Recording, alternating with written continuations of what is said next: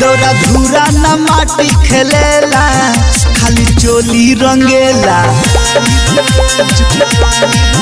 दौरा धूरा न माटी खेलेला खाली चोली रंगेला। का बताई सखी ओकर खेला खाली वही फेरा में रहेला। लाल पीला पकैल बम गोला खाली चोली रंगेला। दौरा धूरा न माटी खेलेला खाली चोली रंगेला।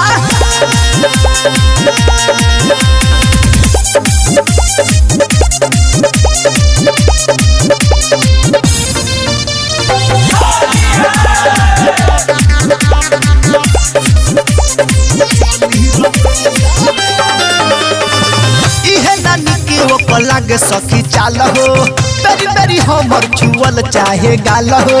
होली में माने नहीं हमर कहल का कहीं घरे भातर नहीं रह। आए है इहे नानी के ओकर लागे सखी चाल हो बेरी बेरी हमर छुअल चाहे गाल हो। होली में माने नहीं हमर कहल का कहीं घरे भातर नहीं रह। सस ससुर से करेला झमेला खाली हमरे फेरा में रहेला।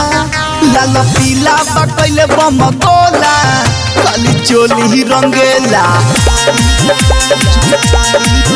दौरा धूरा न माटी खेलेला खाली चोली रंगेला।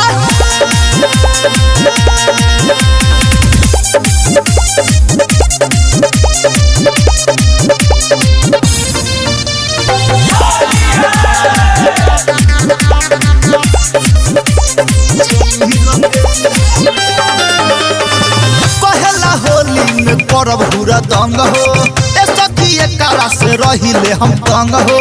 फिरोज आशिक सैया के न बुझाला देवरा मुनवा के चाल न सोहाला।